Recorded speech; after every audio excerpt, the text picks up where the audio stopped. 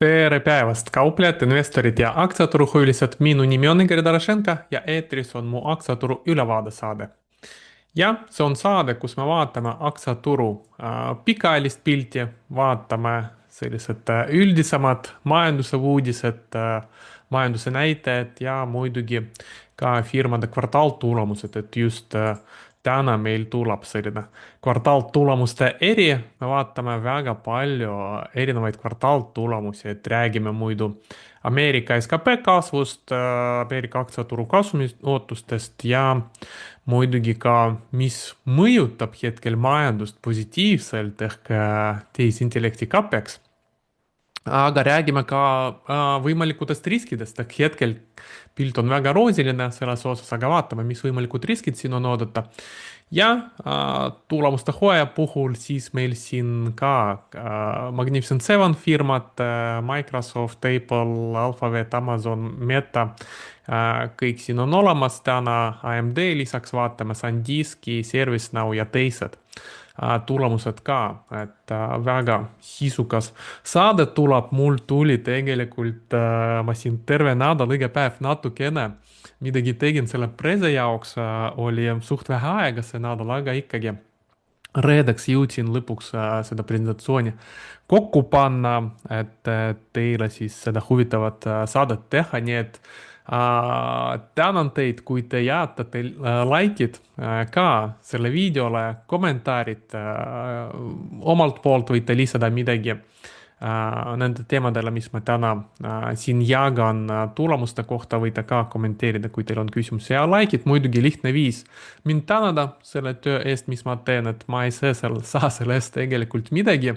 suht tasuta teen seda teie jaoks, kuna mul endal on huvitav seda infot kokku panna, aga põhimõtteliselt võtab lisaaega, et ilusas, kui seda kokku panna ja teile näidata, et seda ekstra effort'i eest like teie poolt oleks väga teretulnud ja muidugi, kui me saame, noh, ma vaatan, et siin täitsa võimalik 100 like'i saada, et vaatamisi tavaliselt tuleb 500 ja rohkem.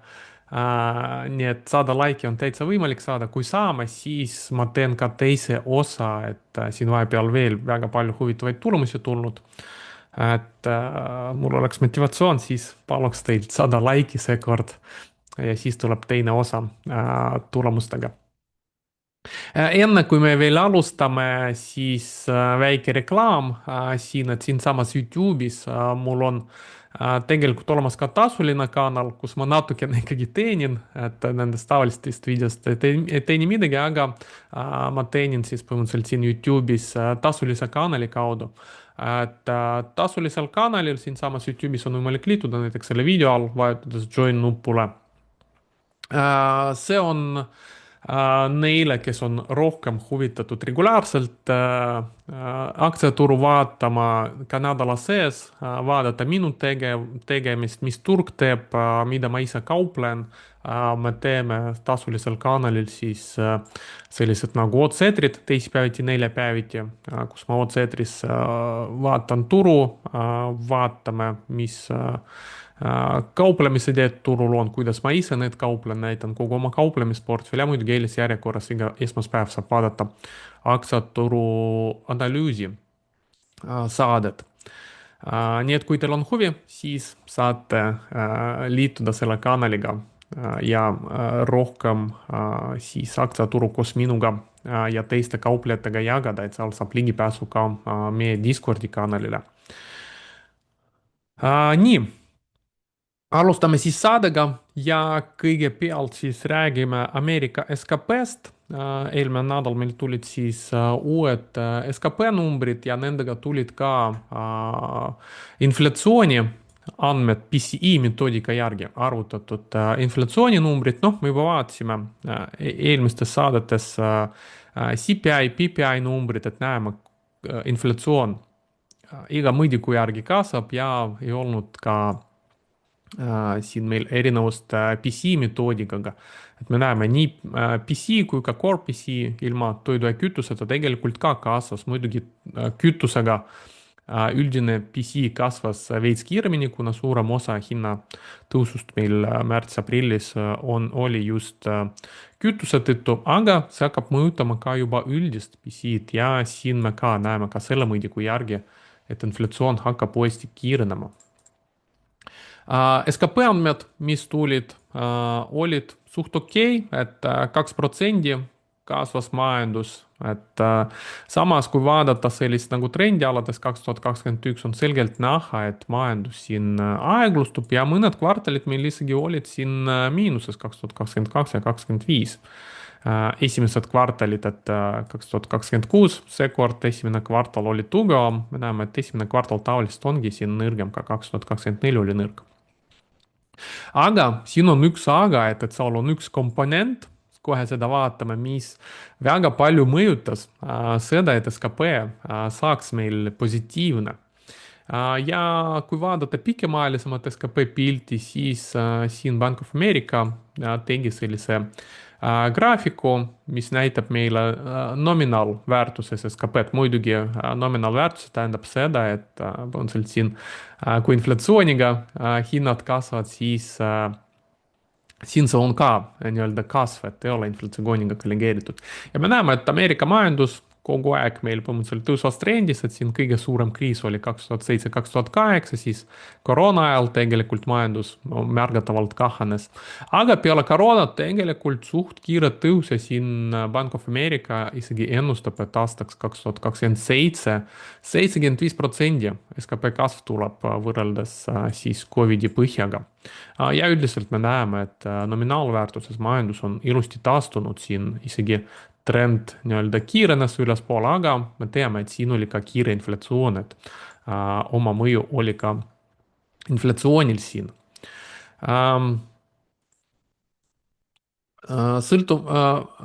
Lisaks sellele, et majandus on kasvanud, tegelikult majandus muutub aina rohkem kuidas seda öelda eesti keeles, financialized, inglise keeles rohkem finantsialiseeritud, võib öelda, et selles mõttes, et aina kiiremini kasvavad erinevad ka erafinantsvarad, sealhulgas ka üks suurimatest komponendist on muidugi aktsiad Ameerikas. Ja me näeme, et põhimõtteliselt siin erasektori finantsvarade väärtus võrreldes SKP-ga on hetkel jõudnud rekordkõrgele tasemele, et me näeme, et need finantsvarad kasvavad kiiremini, nende väärtus isegi kui SKP. Ja hetkel oleme jõudnud 6,7. Peaaegu 7 korda rohkem on finantsvarasid kui Ameerikas SKP. Eriti kiiresti siin kasvas, siin on välja toodud quantitative easing era ehk põhimõtteliselt peale seda ülemaailmset kriisi, kui hakatakse ka palju raha printima, et see mõjutas ka väga palju raha printiti, majandus nii kiiresti arenenud, ei vajanud nii palju raha ja see raha läkski siis finantsturgudele väga palju. Sellise nagu kasvuga tegelikult aktsiad, kuna aktsiate hinnad kasvavad kiiremini kui reaalmajandus, siis tegelikult me näeme, et hetkel aktsiad on jällegi meil siis rekordkõrgel tasemel, kui vaadata nende valuatsiooni, et siin on võetud Bloombergi poolt koostatud selline graafik, et siin on võetud trailing P, forward P, tsükliga korrigeeritud P ratio ja erinevad muud näitajad kokku, üks selline nagu üldine väärtuse indikaator loodud ja me näeme, et ta hetkel on meil siis ülikõrgel tasemel, et viimati nii kõrge ta oligi meil siis dotcomi mulje ajal, siis 65 oli turutipp ja 29, siis kui enne seda suurt globaalset depressiooni, kui oli tipp Ameerika turul, nii et hetkel oleme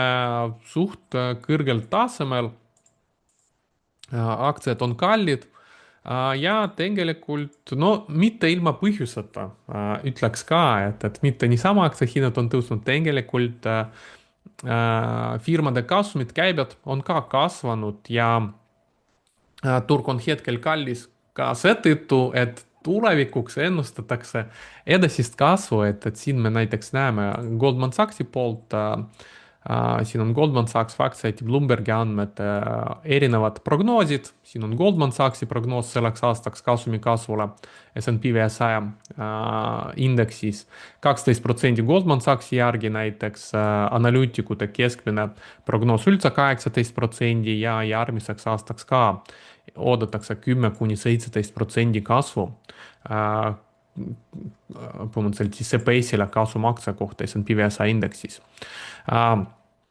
See kvartal on olnud juba, need firmad, mis raporteerisid, on juba näitavad paremat tulemust, et siin analüütikute prognoos oli 11% kasv EPS-ile esimeseks kvartalis, hetkel oleme juba 25% näeme nendest tulemustest, mis oli raporteeritud. Kui siit välja võtta ühekordne selline other income, mis Alphabeti ja Amazoni tulemustes oli, siis tuleb 16%.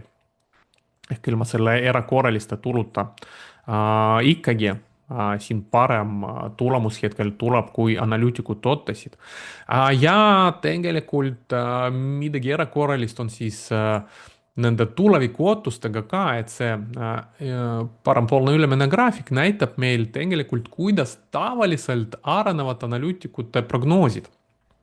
Ehk siin kaks need halalad tavaliselt üks aasta enne, põhimõtteliselt kui ennustatakse järgmise aasta kasumit, siis ennustatakse seda kuskil siin tasemel ja siis aasta jooksul hakatakse seda prognoosi korrigeerima ja tavaliselt kõigepealt siis ennustatakse väga roosilist numbrit ja siis, mida lähem on see kuupäev, millal seda numbrit raporteeritakse, see natukene langeb ja lõpuks siis tuleb reaalne number. Kõigepealt ollakse väga optimistlikult ja lõpuks see number tavaliselt tuleb madalam, et siin me näeme seda halb joont. Et see on siis alates 1985 keskmiselt võetud sellised nagu prognoosid ja me näeme kogu aeg algselt oodatakse suuremat kasvu ja siis pärast kuskil siin 10% ulatus vähendatakse need ootused, kuni siis reaalselt tulevad.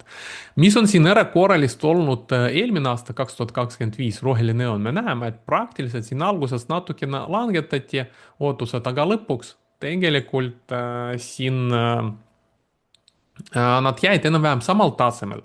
Ja mis on erakorralist selle aastaga, et hetkel me näeme, et ootused tegelikult läksid isegi ülespoole. Et just täna väga palju just pooljuhtide sektoritele, et kõik, mis on seotud andmekeskustega, et seal on hetkel väga kõrged ootused ja tänu sellele tegelikult kasumi ootused see aasta liiguvad võrreldes sellise nagu tavapäraste ootustega vastupidises suunas. Et see on ka üks põhjus, miks turg on tegelikult hetkel kallis, et ootused ületatakse kasumiga ja tegelikult prognoosid on tugevamad, kui oli algselt oodatud. Ja mis on peamine mõjutaja siin, et nagu sai mainitud, et siin me näeme ka lisaks siin graafikul need ootused 2025 praktiliselt jäi stabiilne, 2026 hetkel kasvab ja tegelikult ülejärgmine aasta 2027 siin on veel rohkem hakkasid need ootused kasvama, ehk põhimõtteliselt ülejärgmiseks aastaks oodatakse veelgi suuremat EPS-i ja millest see peamiselt peaks tulema, noh, me näeme, et siin pooljuhtide sektori firmad teenivad suurt raha tänu sellele, et teised firmad, peamiselt megas hyperscalerid, nagu neid nimetatakse, kulutavad raha andmekeskuste ehitamistele, et niinimetatud AI CAPEX, tehisintellekti jaoks vajalikud andmekeskuste kulutused ja siin me näeme põhimõtteliselt, kuidas alates 2016 need investeeringud on arenenud ja põhimõtteliselt eelmine aasta see on hakanud plahvatuslikult kasvama ja see aasta iga kvartal oodatakse aina suuremad CAPEX-id.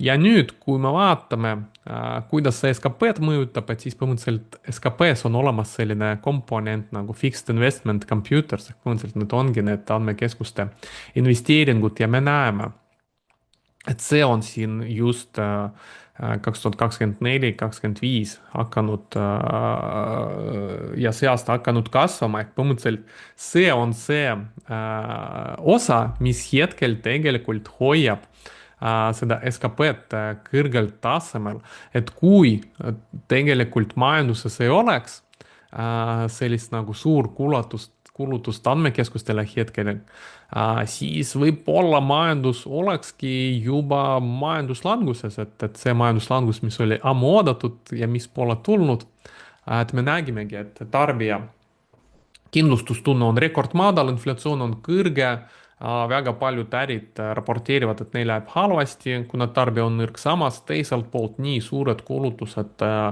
andmekeskuste ehitamistele, et põhimõtteliselt nad kaotavad kõik need nõrgenemised ja isegi lisavad juurde, et siis meil tulebki selline nagu positiivne skp.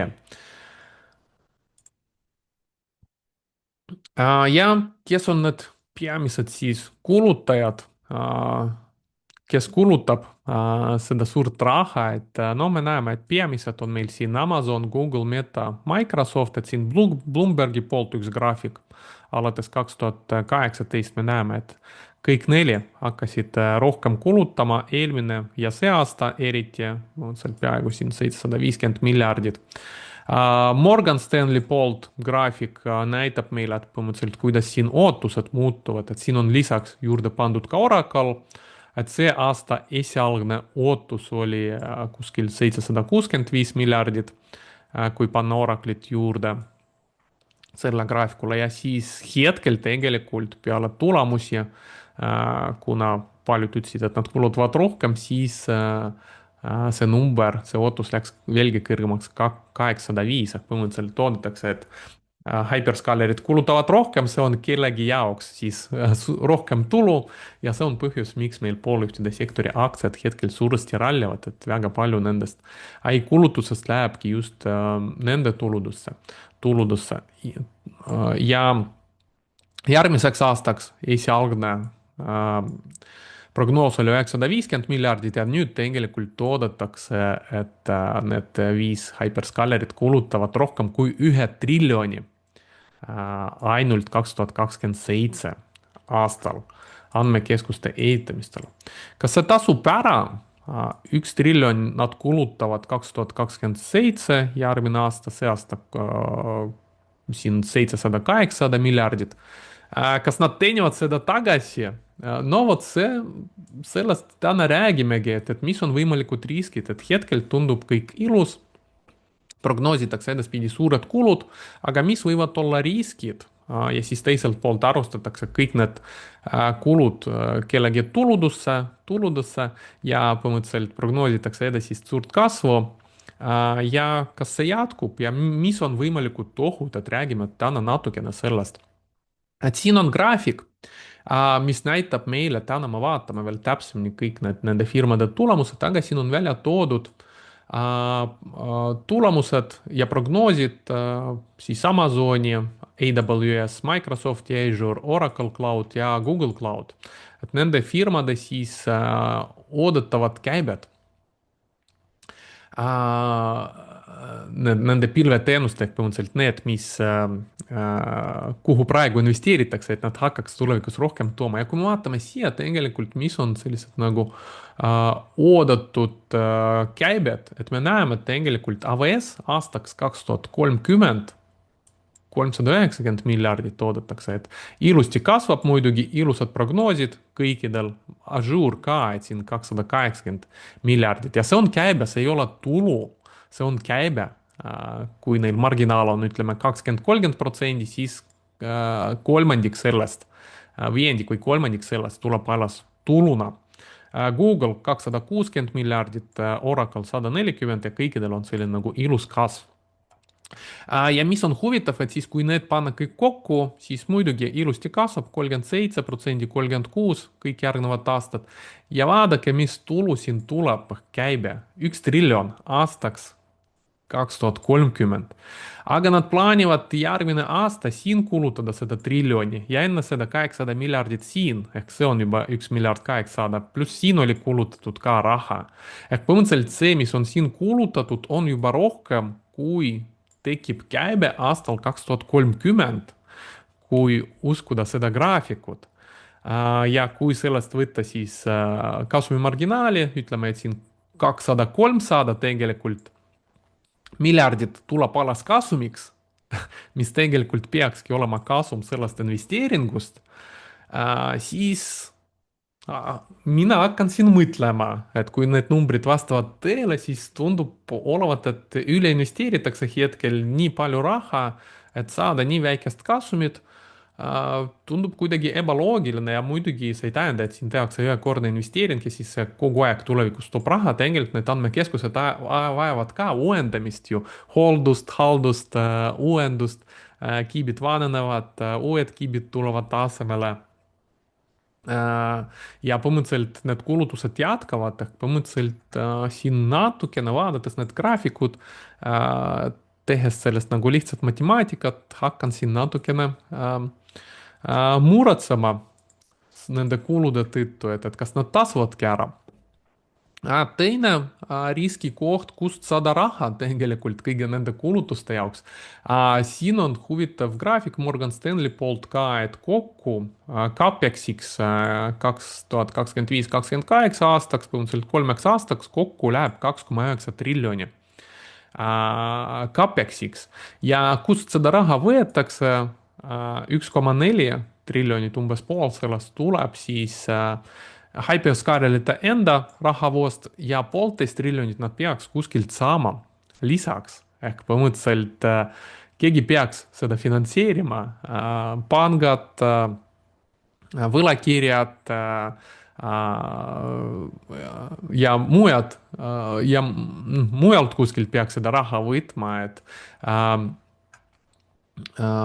ja siin me näeme sellist nagu ka huvitavat graafikut, et no siin ka selline nagu riskikoht, kas seda raha võib saada kätte üldse, kas kõik on nõus raha andma ja mis protsendidega seda raha antakse. ehk põhimõtteliselt, kui finantseeritakse laenudega ka seda CAPEX-it, siis tegelikult tulevikus tuleb maksta mitte ainult seda CAPEX-i tagasi, vaid ka intressid, mis veelgi vähendab seda nagu tuleviku tootlikkust.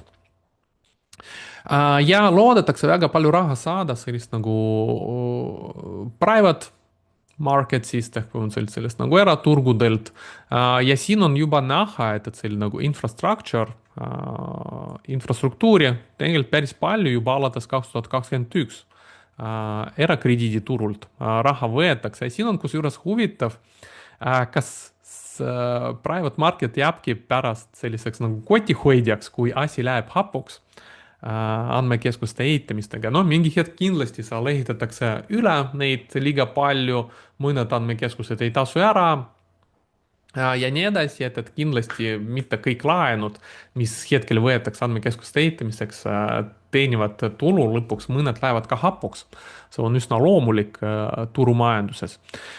Ja kui rääkida sellest nagu erasektori finantseerimist, siis me näeme suht huvitavat graafikut, kuhu nad on varem investeerinud. 2017, 2018, 2019 investeerisid kinnisvarasse, siis koroona ajal seal peale koroonat kinnisvara Ameerikas intressimäärad hakkasid tõusma, kinnisvaraga tekkisid probleemid ja eriti kontoripindadega. Me näeme, et põhimõtteliselt siis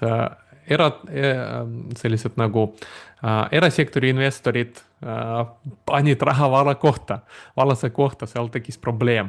2020, 2021, 2022, kuhu nad hakkasid siin palju raha panema, private credit, erakrediit, et nüüd loeme palju uudiseid selle kohta, kuidas selles valdkonnas asjad hapuks lähevad.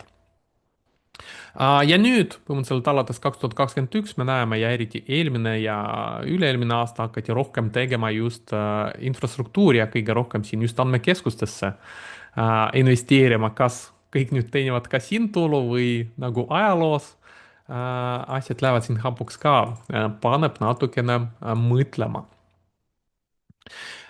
Mis veel on üks ohukoht, tegelikult selline nagu kontsentratsiooni risk. Et meil on hetkel kaks peamist tegijat tehisintellekti valdkonnas, OpenAI ja Anthropic ja kusjuures nad aina rohkem või aina tihedamini hakkavad uued mudelid presenteerima, et siin me näeme, kuidas see aasta hakkas isegi see kiirenema presentatsioonide arv, me näeme, et alguses Siin on kumulatiivselt palju mudeleid oli reliisitud, et OpenAI-l hetkel siis siin üle 30, Anthropicul on siin 20 juures, aga me näeme, et alguses neid reliisiti suht aeglaselt, siin 5 mudelit 3 aastaga oli, siis järgmised 10 mudelit on siin meil 3 aastaga ja viimase 1,5 aastaga siin 15 mudelit ja rohkem juba oli esitatud, et nad hakkavad aina rohkem sellist nagu ühelt poolt see näitab seda, et valdkond kiiremini areneb, et nad aina rohkem neid uuendusi välja toovad. Teiselt poolt ma lugesin ka seda huvitavat uuringut, kus oli tõestatud, et Anthropic näiteks aeglustus spetsiaalselt oma varasemad mudelid, et siis, kui nad lasevad uue mudeli välja, et näidata, et uus mudel on võrreldes vanade mudelitega palju parem. Aga tegelikult, kui võtta nagu seda vana mudelit, kui ta ei ole esialgselt reliisitud, mitte aeglustatud pärast, siis tegelikult see vahe ei olnud nii suur. Ehk põhimõtteliselt, kas siin ka on väike selline nagu juba marketing käib, et vaadake, meil nii kiiresti asjad arenevad, iga järgmine mudel on nagu parem, aina kiire progress, aga tegelikult seal ka natukene manipuleeritakse võib-olla, et tahavad ka muidugi räägitakse börsile tulla, raha tõsta rekordvaluatsioonidel ja muidugi see kõik on vaja selleks, et seda teha, et kui sa nii edukas ei ole, et kiiremini kui konkurent uued mudelid ei reliisi, siis võib-olla sulle ei lähe hästi ja siis sulle raha ei anta. Ja nende kahega tegelikult on suur kontsentratsioonirisk nüüd, et kui me näeme siin Microsoft, Oracle, Google investeerivad andmekeskustesse, kes hakkab need andmekeskused kasutama, noh, väga palju just Anthropic ja OpenAI sõlmuvad lepingud ja me näeme, et Microsoftil näiteks umbes pool nende backlog'ist, 49% kogu nende tuleviku nii-öelda nagu kulutuste lubadustest nende pilves umbes pool tuleb Anthropicust ja OpenAI-st, muidugi Microsoftil on hetkel rohkem OpenAI-st, Oracle'il 54% OpenAI-st, Google'il 43% Anthropicust ja siin ka 51% Amazonil, nii Anthropicust kui ka OpenAI-st. Ja siin me näeme nende firmade kogu backlog, et esimene kvartal eelmine aasta oli 726 miljardit ja nüüd nad ütlevad, et nõudlus on suur, 2,1 miljardit ja enamik kasvust tuleb just, me näeme OpenAI ja Anthropicu poolt just. Et need kaks firmat, siis kui vaatasime tuleviku tulud cloudilt, mida oodatakse, et 1 triljon peaks tulema ja me näeme, et tegelikult suurem osa sellest või pool sellest, et hetkel kõige teiste klientide backlog siin kasvas natukene, 57% ja OpenAI Anthropicu 2000%, et siis me näeme, et tuleviku backlog on siis kuskil 50-50. Pool on OpenAI Anthropic ja pool on ülejäänud kliendid.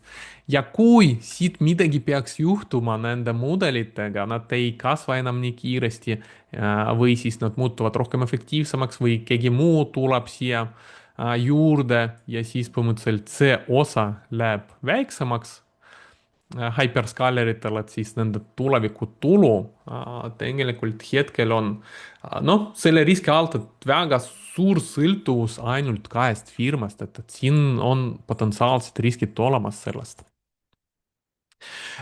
Mis veel potentsiaalne risk?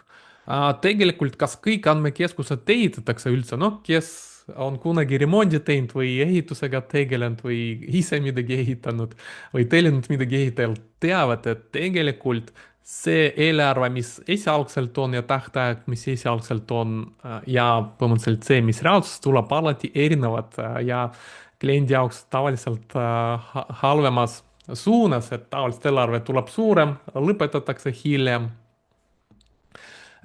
ja noh, siin mul maja juures ehitatakse just lasteväljaku, et seal oli kõigepealt ka tähtaeg, et eelmine aasta sügis. Nüüd siin käisid vahepeal töömehed, asendasid seda lõpptähtaega, panid mai 2022 26 ja nüüd hakkasid seal edasi midagi tegema ja see ei ole andmekeskus, see on laste mänguväljak kõigest. aga kujutage ette andmekeskust, kus on väga palju kõrgtehnoloogilist värki ka, et see ei ole ainult niimoodi, et ostad kiibid, paned need kuskile nagu budkasse ja ongi kõik, et seal tegelikult üsna keeruline ehitus. Ja siin me näeme andmekeskuste pipeline, palju annonsseeritud, tulevikus muidugi väga palju annonsseeritud, palju neist ehitatakse, siis lilla värviga siin minevikus näidatakse, palju on juba tehtud ja siin me kohe näeme, palju on tühistatud ja palju on juba ületab oma tähtaega ja me näeme juba eelmine aasta kõik, mis oli planeeritud, tegelikult siin mingi 2/3 ehitati ja 1/3 juba natukene lükatud edasi, siis see, mis plaanitakse see aasta, natukene midagi juba siin töötab, 1/3 jällegi kuskil juba ehitatakse, 2/3 veel ei hakanud ehitama. Ja siin me näeme ka järgmisteks aastateks, et põhimõtteliselt siin hakati ehitama ainult väike osa nendeks, mis peaks olema siin valmis. ja nüüd küsimus, kas siin kõik läheb plaani järgi või nagu me näeme juba 2025, palju sellest tühistatakse, palju sellest lükatakse edasi. Ja kõik sellised nagu baasilised ehituse küsimused siin tekivad. kindlasti seal mõned olukorrad tekivad. Ja lisaks need andmekeskused vajavad ka väga palju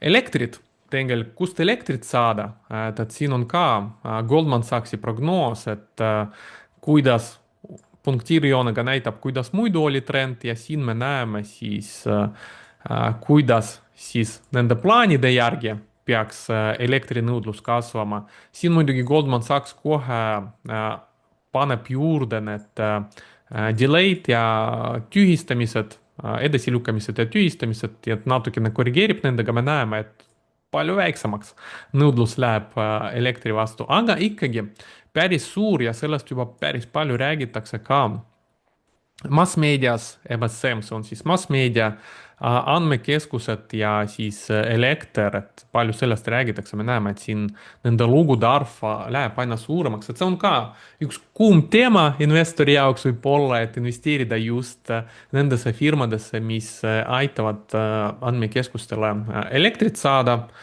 ühelt poolt, teiselt poolt see näitab ka sellist nagu probleemi, et noh, Ameerikas ka mõnes kohas juba keelatakse täitsa andmekeskuse ehitamist, kohalikud elanikud on vastu, et muidu nende piirkonna elektri hind läheb kallimaks näiteks, kui üks selline nagu suur tarbija lisandub nende võrku.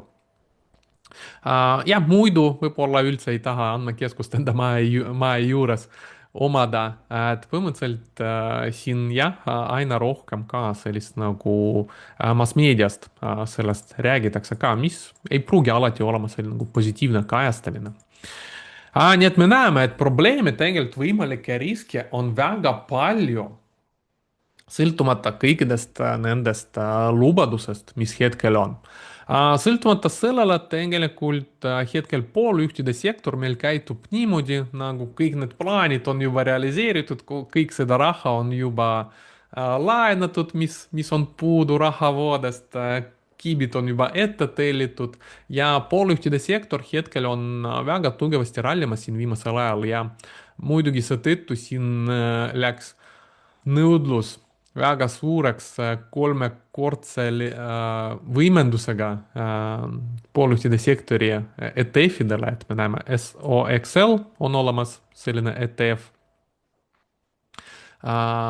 ja SOXS, et kaks sellist nagu 3X võimendusega ETF-id, me näeme, et kuidas nende kauplemiskäibe läks siin rekordkõrge tasemele, et pole kunagi varem ta nii kõrge olnud siin alates 2025 viimase 2 aastaga. ja me näeme, et samal ajal S&P 500 kolmekordse ETF-i käibe samal ajal siin läks madalamale, et põhimõtteliselt keegi ei kauple enam S&P 500-ga, kõik kauplevad pooljuhtide sektori ETF-iga. Mis on veel huvitav, et kas hakkab siin meil sellega mingi mull tekkima ka, et siin näiteks Bank of America graafik näitab meil sellist nagu kontsentratsioonide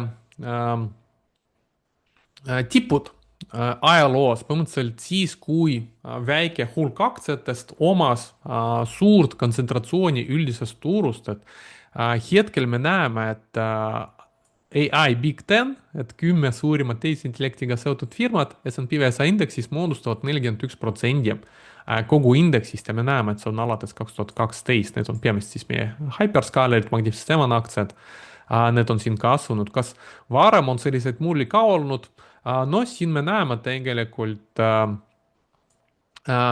Tekken Telekom, Tecmul 2000, et siin samamoodi meil nende firmade kontsentratsioon jõudis, 10 suurimate firmade kontsentratsioon jõudis 41%-ni ja me näeme ka oli kiire kasv ja siis sellega tegelikult oli mull. Enne seda Jaapanis oli meil ka sama mull, et siin kontsentratsioon 10 suurimal firmal jõudis ka 44%-ni ja siis see mull lõhkes ja enne seda oli niinimetatud Nifty 50 60-ndates, 70-ndates, siis kui ka oli aktsiad ülikallid ja näiteks Xerox oli toona sarnane firma, mis tänapäeval Alphabet või Google, et siis ka siin kontsentratsioon Nifty 50 aktsiatest läks üle kõrgele 40%-le ja siis meil tuli selline nagu korrektsioon, mis noh, kestis siin mitte ühe aasta, me näeme, et see kestab, selle mulli lõhkemine kestab ikkagi siin väga mitu aastat, et kas siin olukord kordub, kas meil kõik need plaanid ei realiseeri andmekeskustega, mis hetkel on ja kas see mull hakkab meil lõhkema, eks me näeme. Ja mis on veel huvitav paralleel, kui me võrdleme selle Tecmuli ajaga, et see läheb päris huvitavaks, kui ma nägin seda tabeli, siis mõõtselt isegi hakkasin üle kontrollima, kas tõesti nii on, sest kui vaadata, mis aktsiad meil hetkel viimase aastaga alates 5. maist eelmine aasta kuni 5. mai see aasta on kõige rohkem tõusnud. Mis aktsiad me siin näeme? SanDisk, näiteks Lam Research ja näiteks Applied Materials. Ja kui me vaatame, mis aktsiad on kõige rohkem tõusnud märtsist 99 kuni märtsini 2000 ja aastal 99 ehk põhimõtteliselt siis Tecmuli tipajal, mis aktsiad me siin näeme, et siin jälle me näeme SanDisk on olemas, siin on Lam Research olemas, Applied Materials siin on ka olemas ja lisaks meil on siin Nvidia, Qualcomm on olemas, ASML, ehk põhimõtteliselt ka pooljuhtide sektor, siin mõned firmad vahetusid, meil SanDiskile lisandus siin Western Digital, Seagate, Micron, Kiibi valmistajad, siin on lisaks ka Marvell, Intel, AMD lisandusid juurde, et AMD Inteli tulemust vaatame täna veel ka üle, aga põhimõtteliselt isegi üksikaktsiate järgi me näeme siin väiksed sarnasused isegi on. Et isegi mõned aktsiad on täpselt samad, mis Tecmuli ajal rallisid ja rallivad ka nüüd kõige rohkem. Et see oli minu jaoks ka selline nagu väike huvitav üllatus. Ja veel üks huvitav graafik, rääkides andmekeskustest, et kui suur selline andmekeskuste projekt see on, kui me võrdleme seda ajaloolise projektidega. No kui me vaatame rahaliselt, siin me näeme skaalal põhimõtteliselt, kui palju aastaid see projekt kestis ja kui palju raha selle kulutus, siis me näeme siin peaaegu juba triljon 6 aastaga andmekeskustele läks, et võrreldes teiste projektidega, mis siin olid Ameerikas, siis raudteed, tavalised teed, F-35, lennuk, International Space Station, Apollo program, Manhattan Project ja Marshall Plan. Me näeme, et see on kõige kallim hetkel absoluutväärtuses projekt ja kõige kiiremini ja kõige rohkem raha sellele kulutakse. Samas võib-olla arvestades inflatsiooni, õigemini oleks vaadata palju see kulutus on protsendina SKP-st. ja siis siin me näeme, et andmekeskuses tegelikult võrreldes ajalooga nii suur projekt ei ole. Siin näiteks needsamad raudteed arenesid kiiremini tegelikult, et siin 16% SKP-st põhimõtteliselt kuulutati. Ja samas andmekeskused hetkel on kuskil 3% SKP-st 6 aastaga. Siin on üldse 207%, 70 aastaga pärast läks, aga esimese 5-6 aastaga nagu andmekeskused, siin oli 16%, andmekeskused hetkel on nüüd 3%. Ja teist me näeme, et tegelikult võrreldes SKP-ga teised projektid, mõned olid ka isegi natukene kulukamad. Nii et selline huvitav ajalooline võrdlus. Ja kohe lähme vaatama siis juba ka kvartaaltulemused, sealhulgas ka kõik need firmad, mis hetkel palju kulutavad raha ja need, mis saavad seda raha. Aga enne veel kiiresti vaatame üle siin väikest sesoonsuse graafikut, et meil oli ülitugev aprill hetkel, mis tegelikult ka ajalooliselt ei ole midagi erilist, et siin me näeme S&P 500 alates 1950 keskmised tootlused ja me näeme, et aprill ja november on tavaliselt kõige paremad kuud.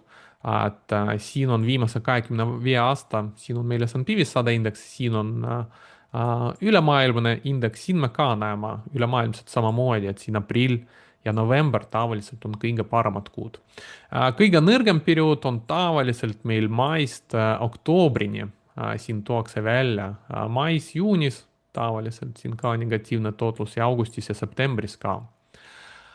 Nii et siin mais-juunis võib-olla ei tasu enam oodata suurt tõusu aktsiaturul, noh, aprillis tõusime palju, võib-olla siis tulebki selline nagu väike puhkepaus. Ja siin pikaajalisem graafik alates aastast 57, mis näitab meile, mis oleks, kui investeerida ainult siis, kui turul on sesoonselt tugev periood novembrist aprillini või ainult siis, kui turul on nõrk periood maist oktoobrini, et tegelikult selline sell and may and go away väljend, mida öeldakse, et müü mais ja minna puhkama oktoobris siis tagasi. Ehk põhimõtteliselt see isegi omab sellist nagu päris head statistikat enda taga, et me näeme see oranž ala, kui investeerida ainult novembrist aprillini, sel perioodil raha hoida turul, siis me saame päris palju suurema tootluse võrreldes sellega, kui hoida raha aktsiaturul ainult perioodil maist oktoobrini. Et kordades suurem tootlus tuleb siis sesoonselt heas perioodis investeerides. Nii et sesoonsus tegelikult omab aktsiaturul reaalset mõju. Nii. Ja nüüd alustame meie kvartaaltulemustega, meil on täna neid suht palju, et proovime siin kiiresti huvitavamad asjad üle vaadata ja alustame AMD Advanced Micro Device tulemusest.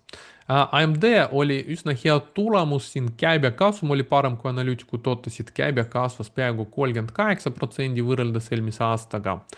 Just andmekeskuse segment kasvab väga kiiresti, 57% võrreldes eelmise aastaga. Gaming kasvas natuke aeglasemini, 23% ja ootavad endiselt suurt nõudlust oma kiibide järgi, tõstsid prognoosid teiseks kvartaliks ja muidugi kommentaaris ütlevad, et serverite kasv kiiresti suureneb, muidugi kõik tuginevad nende CAPEX-i graafikutele, et kui nii suurt kulud tulevad, muidugi siis nendele, kes valmistab kiibid andmekeskuste jaoks, nende jaoks see on suurem nõudlus. Aktsia hind reageeris väga positiivselt. Enne seda on siin juba päris korralikult meil aprillis AMD rallinud ja peale tulemust veel 18% aktsia hind hüppanud. Kvartaalselt me näeme, et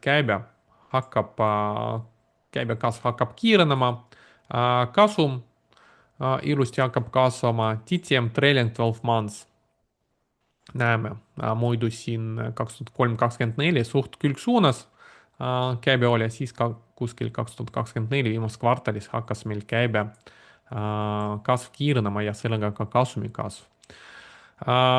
Marginaalid hetkel väga head, gross margin 47 ja tegelikult nad ootavad, et see marginaal läheb veelgi kõrgemaks, 56% järgmiseks kvartaliks. See on meil TTM, trailing 12 months, nii et neil mõnselt siin kasvavad ka marginaalid, profit on juba 13, operatsiooniline 11, ilmselt siin on mingi ühekordsed näitajad, et profit on siis, peaks operatsioonilist marginaalist nats väiksem olla.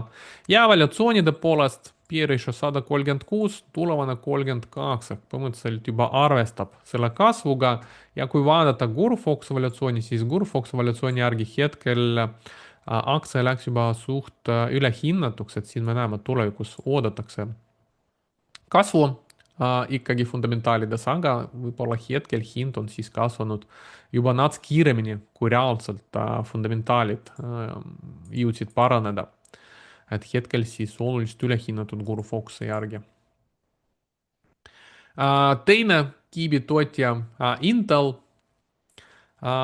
raporteeris ka tulemuse, mis oli parem kui analüütikud ootasid, nii käibe kui ka kasum ja käibe kasvas kõigest 7,4% võrreldes eelmise aastaga.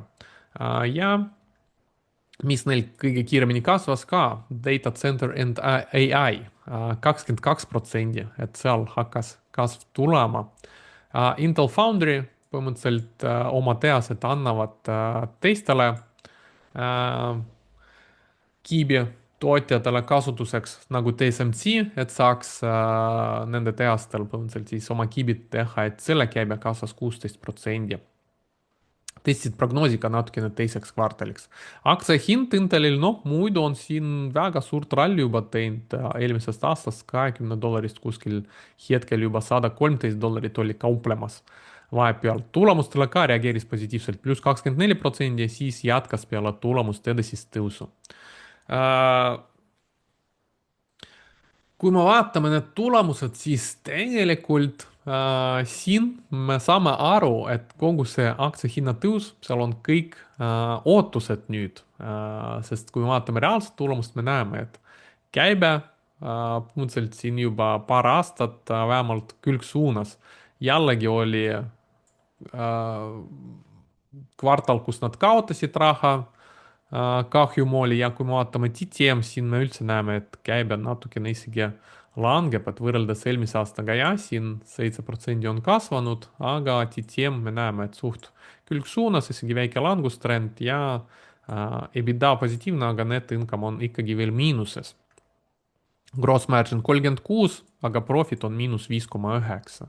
Et siin lubatakse, et gross natukene paremaks läheb jällegi ka 39, et lõpuks hakatakse ka Intelilt kiibid tellima. Aga siin me näeme põhimõtteliselt, et fundamentaalselt hetkel Intelil pole midagi paremaks läinud.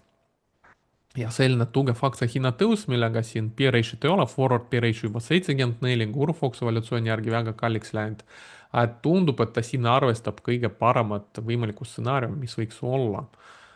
Ja siin jääme ootama, kas reaalsed numbrid hakkavad ka paranema või mitte.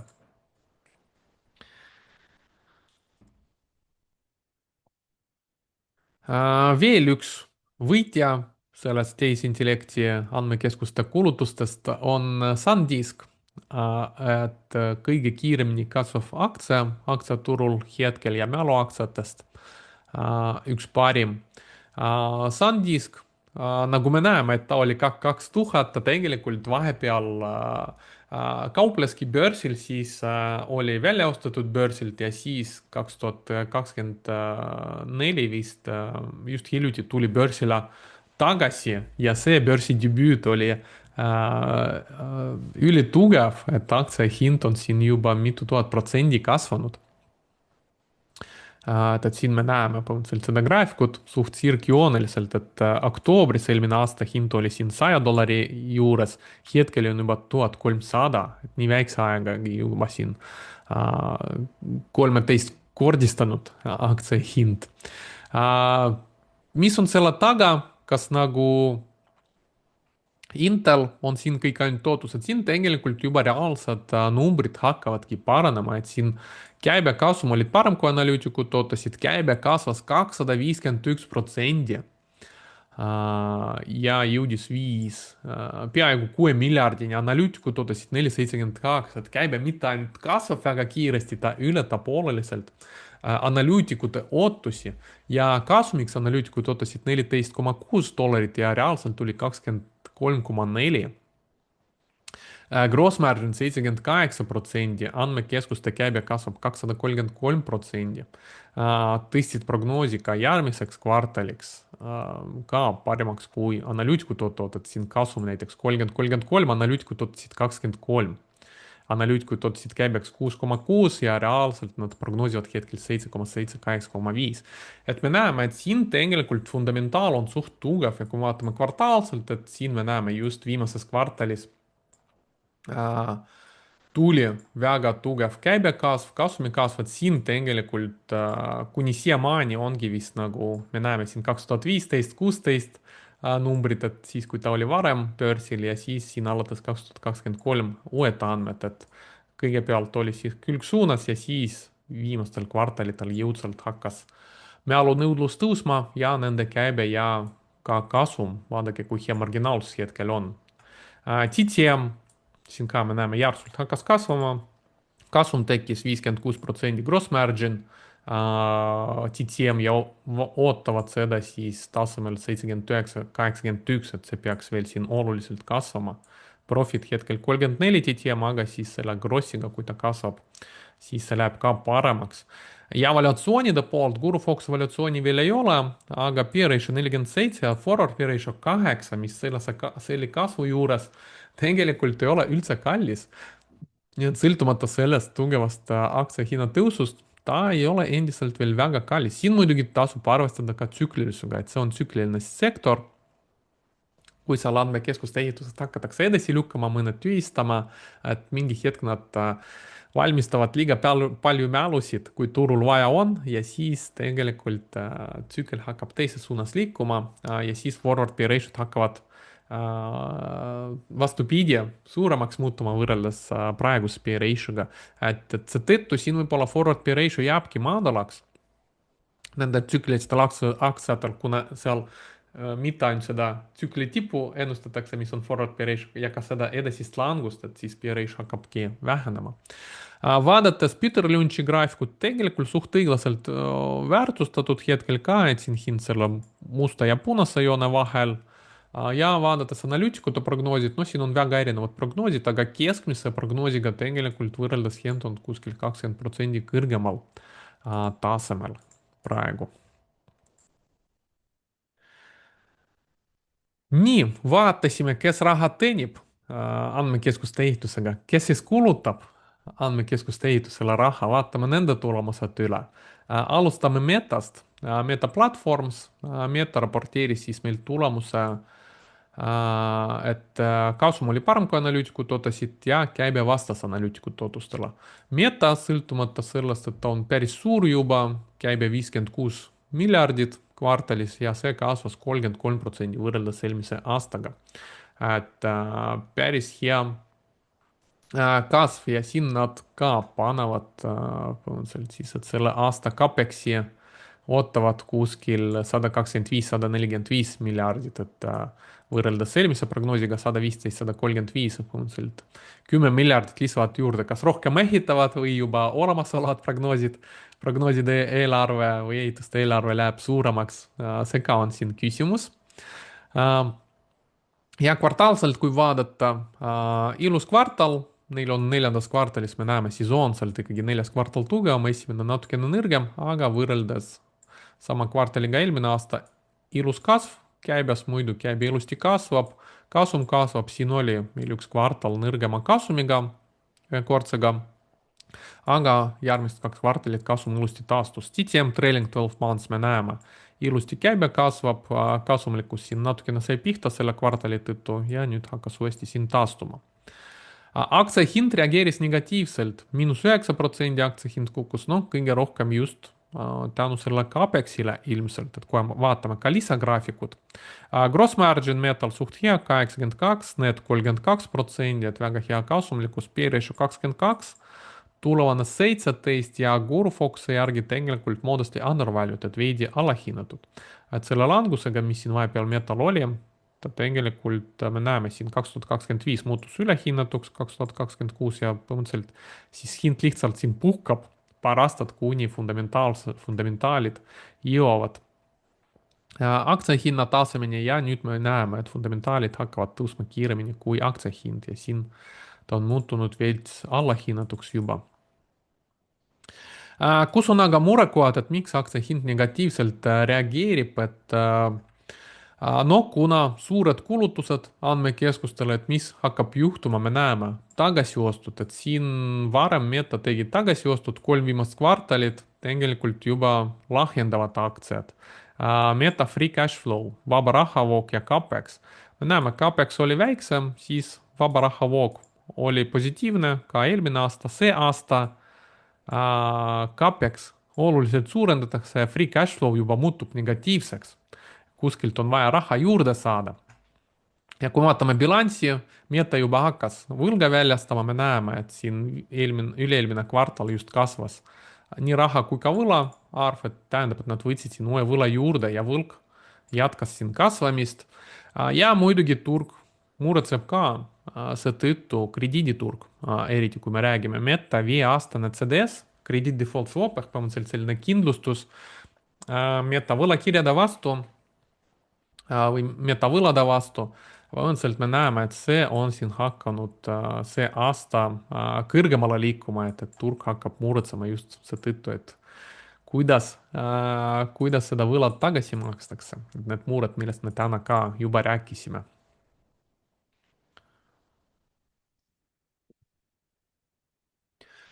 Järgmine tulemus.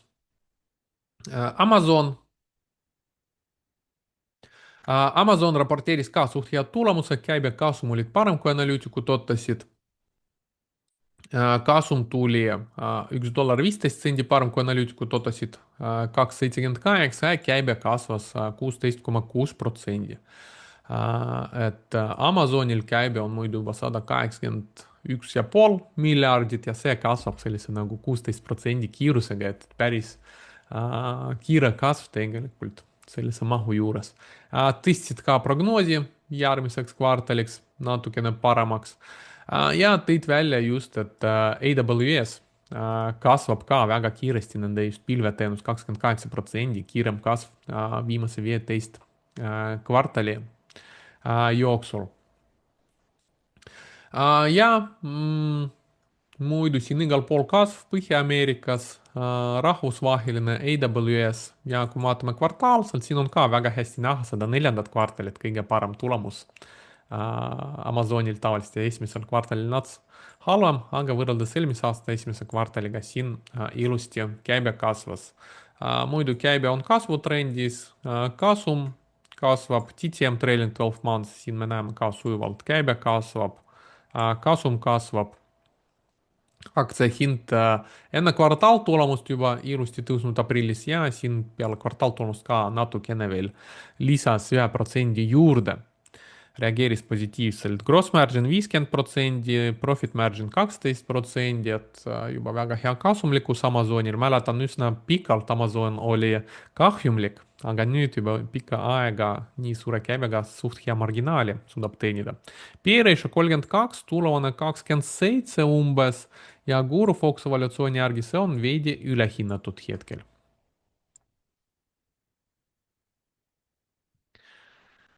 Vaatame siin mõned lisagraafikud, siin me näeme, kuidas Amazoni kasumlikkus just arenes, et siin rahvusvaheline segment alates 2024 siin stabiilselt kasumlikuks tundub muutunud ja siin suht hea marginaal hakkab juba olema, kõige vähem kasumlikum segment tegelikult rahvusvaheline Amazoni jaoks on.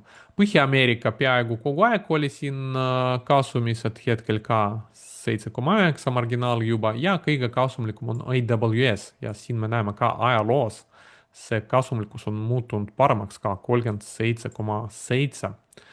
operatsiooniline marginaal. Üldine profit margin on tegelikult siin püstitanud rekordi. Me näeme, kuidas ilusti Amazon parandab kasumlikkust ja Amazoni käibekasv siin vahepeal 21-22 oli aeglustumine ja tegelikult viimasel kvartalitel me näeme, et siin käibekasv hakkas kiirenema ka ja järgmiseks kvartaliks ennustatakse veelgi kiiremat kasvu.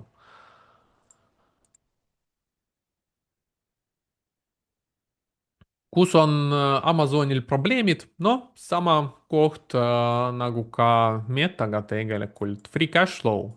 Investeeritakse CapExisse ja me näeme, et free cash flow siin praktiliselt viimases kvartalis läks juba nulli, võtavad võlga juurde, bilansis me näeme, võlg kasvab, et finantseerida andmekeskuste ehitust.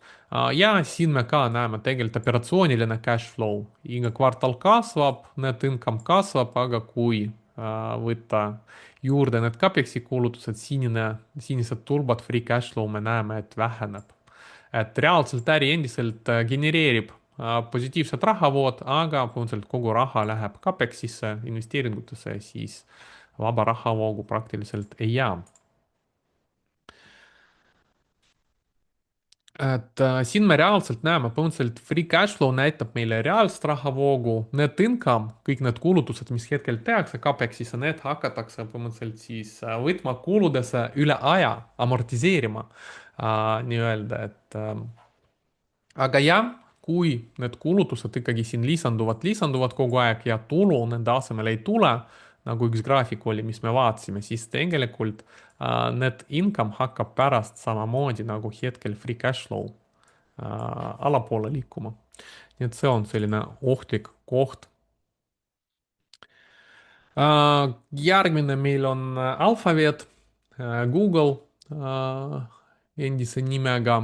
Päris hea tulemus, siin ka käibekasum olid parem kui analüütikud ootasid, käibe kasvas peaaegu 22%, 21,8, jõudes 110 miljardini peaaegu.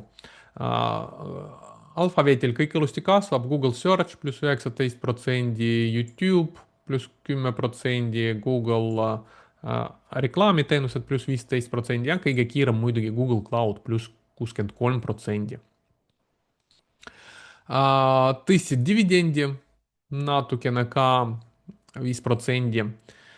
Ja noh, muidugi keegi ei osta Alphabeti hetkel dividendi tõttu ja võib-olla kuna kulutused on suured, võib-olla dividendid mingi hetk ka enam ei maksa või siis vähendatakse neid ka, kes ta teab.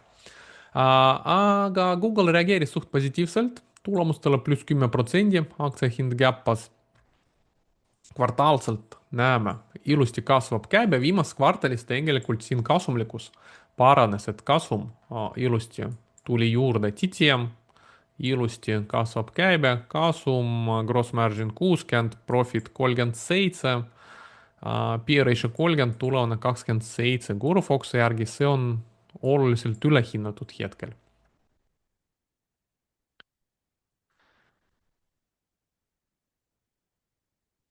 kui me vaatame Alphabeti bilanssi, siin me ka näeme, põhimõtteliselt võlg hakkas siin kasvama. Ja aktsiate tagasiostud, esimene koht, kui dividendi veel jätkatakse maksma, siis kui suured CapExi kulutused tulevad, siis me näeme, kohe hakati siin 2 viimast kvartalist juba ka aktsiad turule müüma, lahjendama, et enne seda kogu aeg olid tagasiostud ja nüüd 2 viimast kvartalit võetakse võla juurde ja siis hakatakse aktsiat ka lahjendama.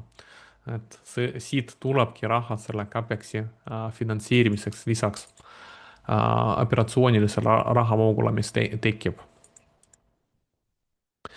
Ja järgmine meil on Microsoft, ka hea tulemus, käibe parem kui analüütikud ootasid, käibe parem kui analüütikud ootasid, üldine käibe kasvas 18,3% ja Azure pilveteenus kasvas peaaegu 40%. Kvartaalselt, kui me vaatame, et siin aktsia hind reageeris väikse langusega, Microsoft meil oli muidu langustrendis enne kvartaaltulemust, natukene hind rallis ja peale kvartaaltulemust tegi väikse languse 4%. Kvartaalselt me näeme, et Microsoftil isegi vähem seda sesoonsust näha, et rohkem sujumini iga kvartaliga. Käibe kasvab, kasum natukene vähenes võrreldes eelmise kvartaliga. Ja TTM, ilus käibekasv, kasumi kasv, gross margin 68, net margin 39, väga kasumlik äri. Ja P ratio hetkel 24 ja tulevane 21. GuruFox evaluatsiooni järgi see on kõige odavam hetkel Magnificent Seven aktsiatest, modestly undervalued. Et seetõttu ma hakkasin isegi siiapoole vaatama, et kas Microsoft võib olla üks investeeringutest minu pensiooni investeerimisportfellist. Et siin me näeme, Microsoft muidu ka päris palju kulutab CapExile, aga kui vaadata nende bilanssi, siis tegelikult nad siin ei hakanud veel võlga võtma, et võlg suht stabiilne, vaba raha hulk ainult natukene väheneb. Ehk võib-olla nad kõige vähem hetkel siis veel nii agressiivselt nagu kulutavad võrreldes teistega.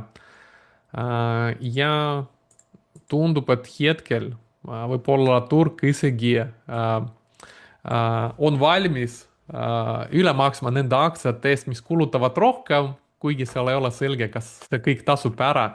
Ja allahindab need aktsiad, mis nii agressiivselt ei kuluta nagu Microsoft, nii agressiivselt võlga ei võta, et nende aktsia muutub siis allahinnatuks. Nii, järgmine, et liigume nüüd edasi. Nüüd liigume järgmise Magnificent Seven aktsia juurde, mis üldse ei kuluta tehisintellektile hetkel, et vaatab lihtsalt kõrvalt, mis toimub.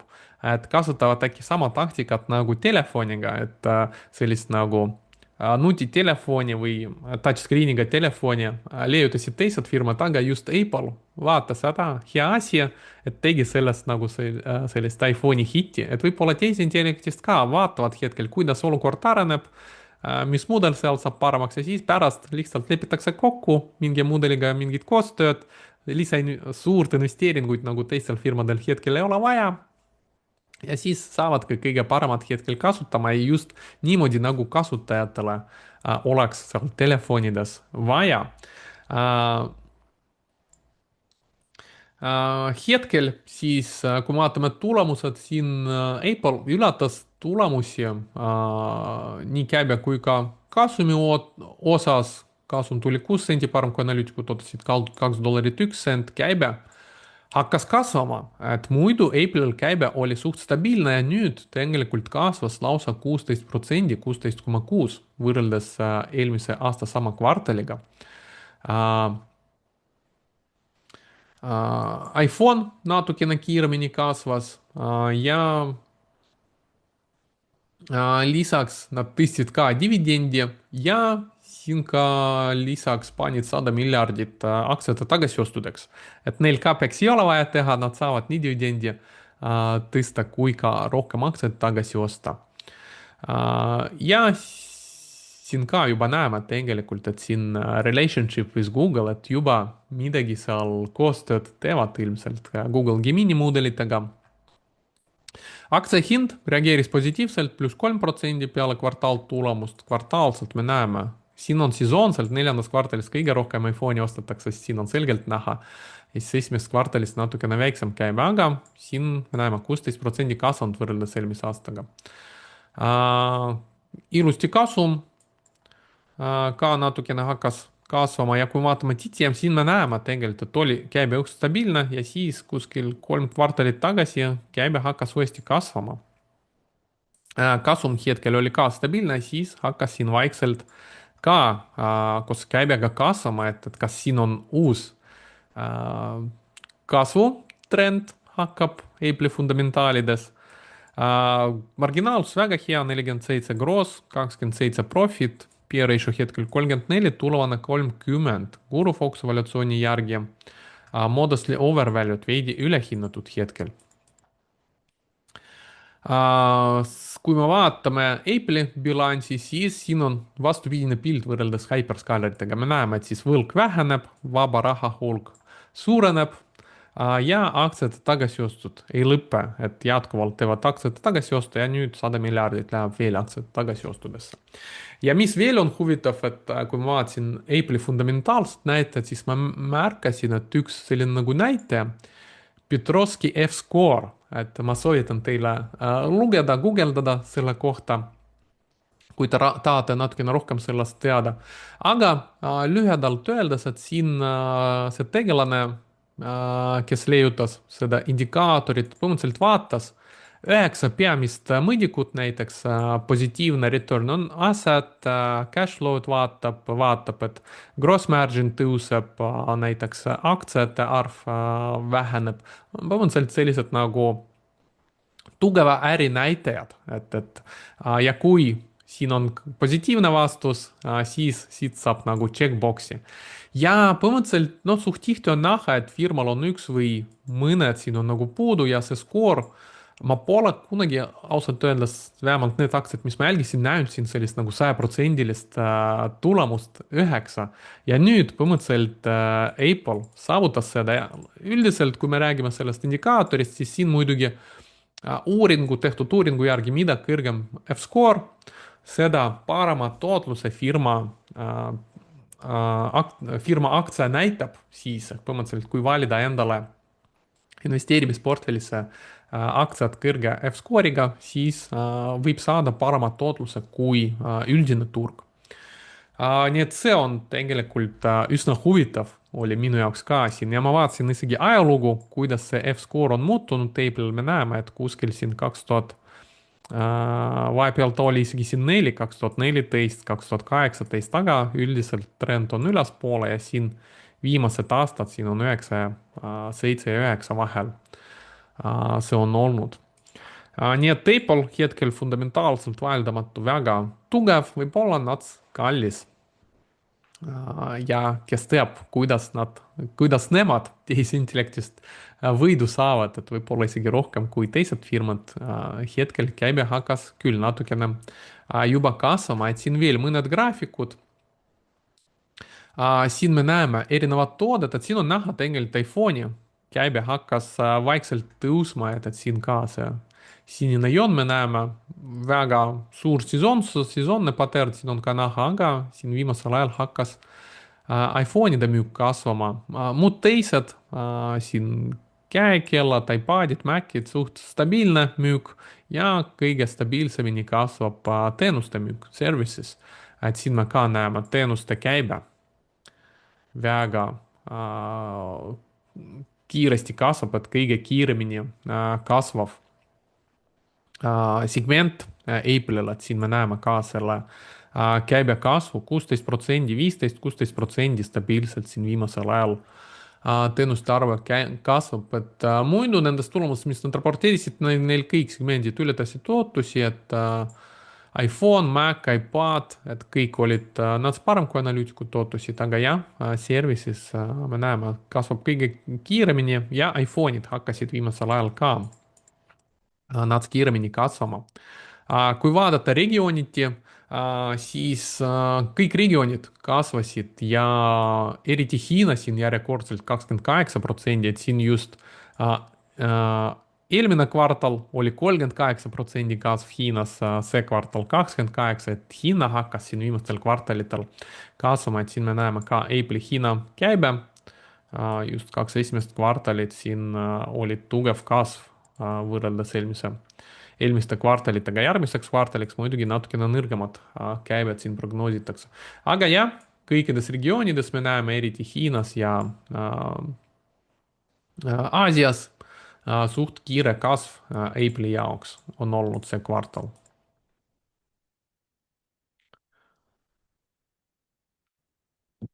Lähme edasi ja järgmine tulemus meil on Palantiiri poolt. Palantir, väga hea tulemus.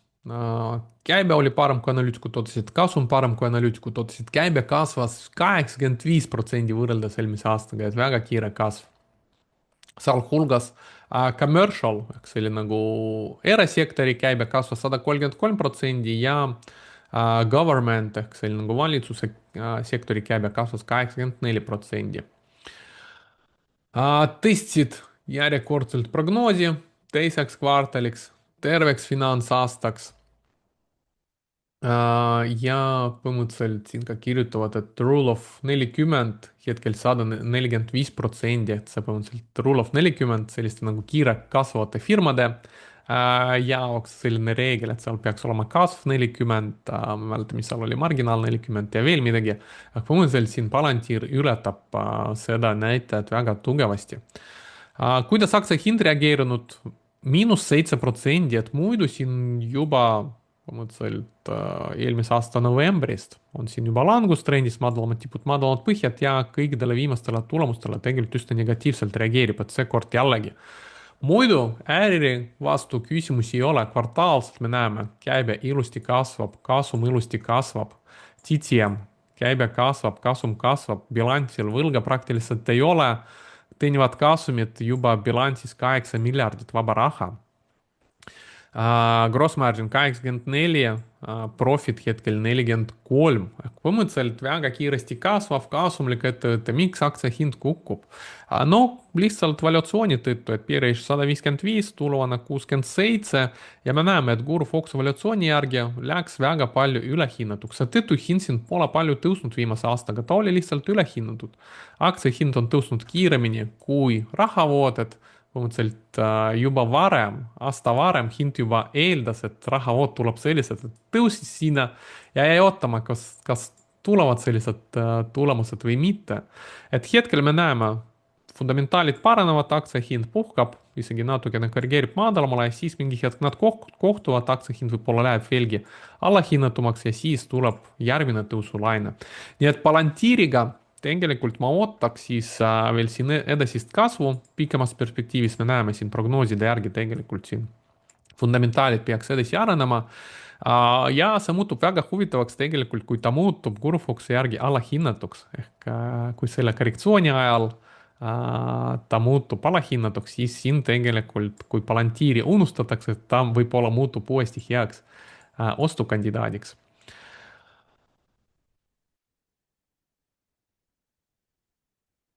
järgmine tulemus, mis me vaatame, on Tesla. Tesla raporteeris ka suht head tulemused, käibekasum olid parem kui analüütikute ootusid. käibe kasvas 15,8% võrreldes eelmise aastaga. Ja Automotive ehk põhimõtteliselt autode käibe kasvas 16%, aga energiaga seotud generation storage, põhimõtteliselt need päikesepaneelid ja patareid, see isegi langes 12% neil. Kui aktsia hind reageeris negatiivselt -4%, aga sellest ajast alates hakkas natukene isegi taastuma. kvartaalselt, kui me vaatame, jah, võrreldes esimese kvartaliga eelmine aasta, siin on küll kasv 16%, aga kui me vaatame pikaajalisemat pilti, siis Teslal tegelikult käibe oluliselt ei kasva ja isegi kasum hakkas siin vähenema. Kui vaatame TTM, me näeme, käibe väga stabiilne ja kasum tegelikult väheneb. Ja gross margin hetkel 19 TTM järgi ja profit margin on kõigest 4%, 3,95. ja põhimõtteliselt selline nagu mitte kasvava käibega, langeva kasumlikkusega, suht madala marginaaliga firma valuatsioon hetkel P ratio 357 ja tulevane 160. Gurufox järgi see on oluliselt ülehinnatud ja põhimõtteliselt tekib küsimus, et miks ta selline äri on nii kallis, et no siin tegelikult Hiina sees ongi väga suured ootused, et seal alati Musk lubab palju asju.